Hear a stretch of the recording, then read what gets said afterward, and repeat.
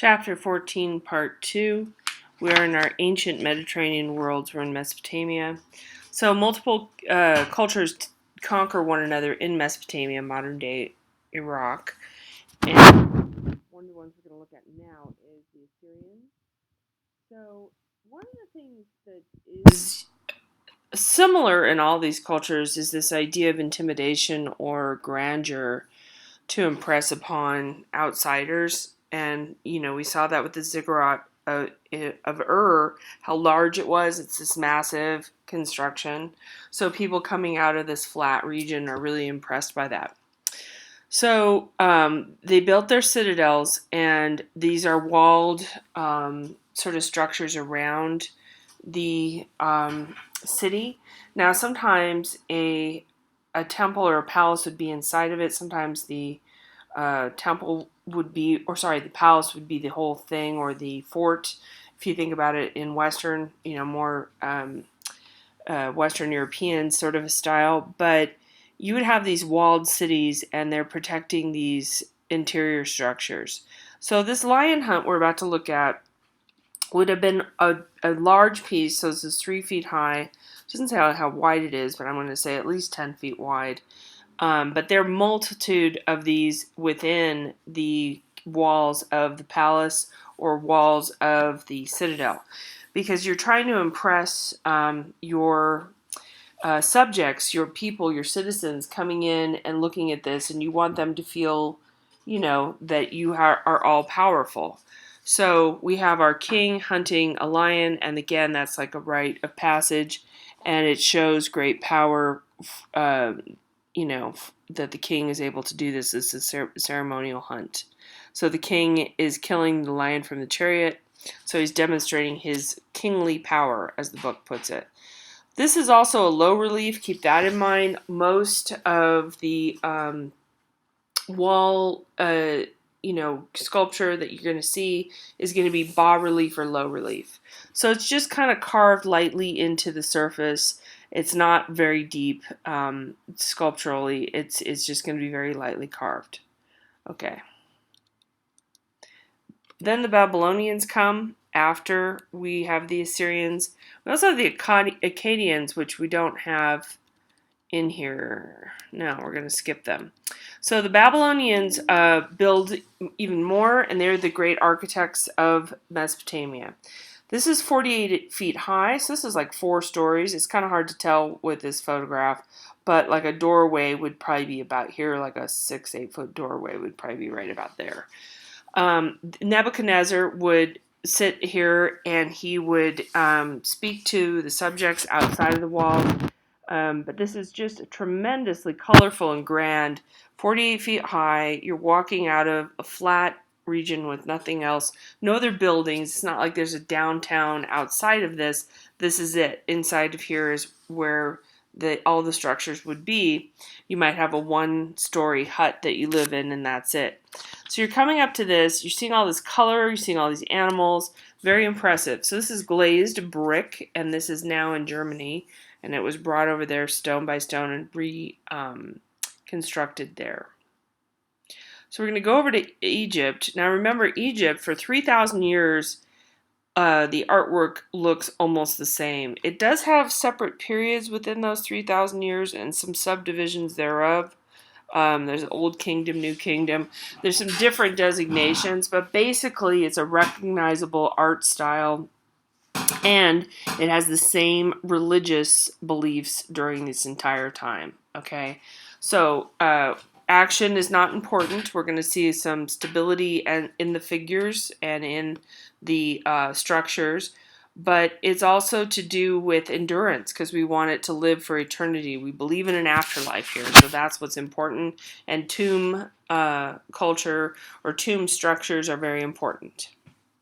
So we have 3 great pyramids here from chapter 3. We look at the pyramids of Giza.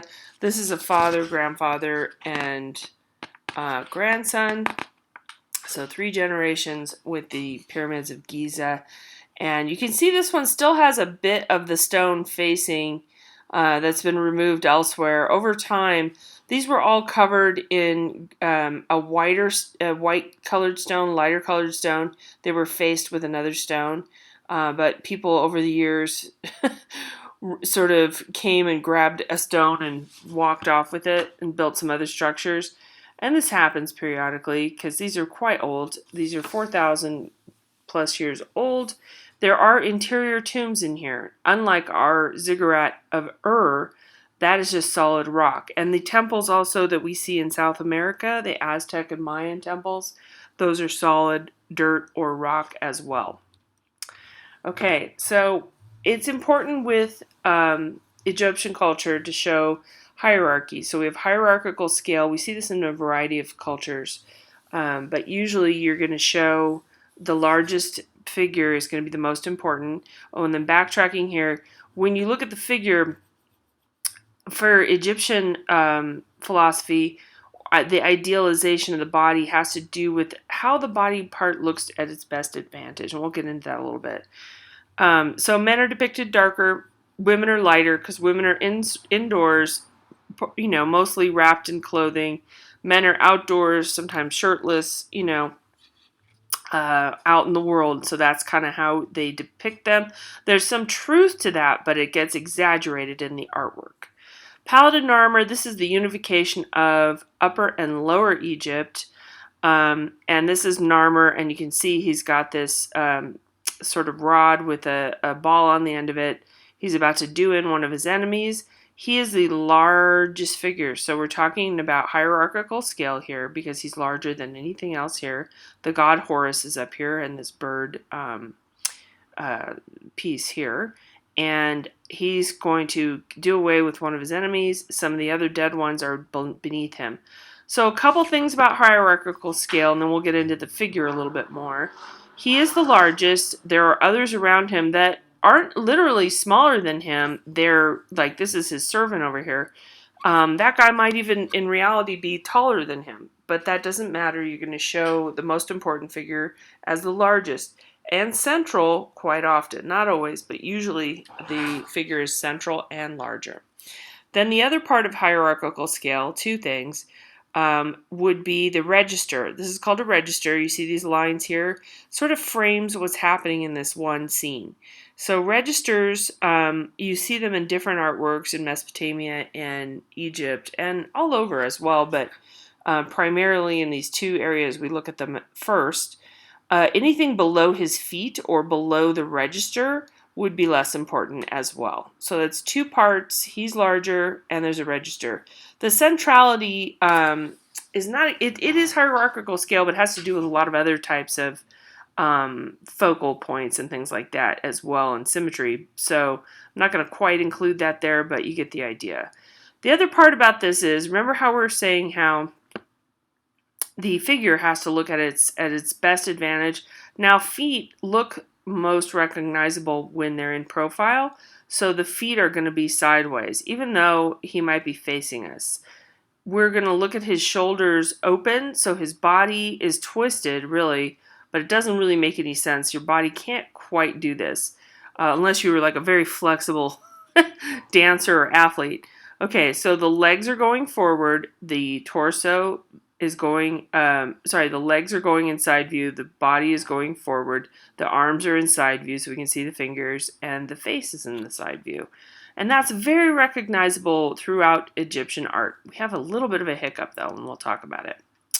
All right, so Akhenaten, Amenhotep, he was a revolutionary, and this is when we get into our hiccup in Egyptian art. It comes and goes kind of quickly when you think about 3,000 years. It only lasted a couple of decades. So we're going to look at a sunken relief, a little bit different than bas relief, and he's loosening up the way that Egyptian art is going to look, and he's trying to push toward monotheism. The sun god Re, he gets rid of the other gods, but it does not last long. So here we are in 1300 BC. So we are 3,000 300, and I'm not that good at my math. 3,360 years ago. 65, I guess. We are looking at Amenhotep or Akhenaten and his family. Now, you might recognize this person. This is Nefertiti. Oh, we don't get another one of her. This is Nefertiti from another chapter. And then one of these is King Tut. I believe it's this one. I'm not sure. But these are the children, and they're shown lovingly and being held. Look at this empty space between the body and the arms. And look at this paunch. Oh my gosh, he dares to show himself in a realistic manner. Like I said, this does not last long. Sun god Re, here we have our sun coming down, hieroglyphics throughout. But we have her in still somewhat of the shoulders forward, but less extreme and a little bit more naturalistic. And we have some roundness and some folds that we don't see before or after, okay?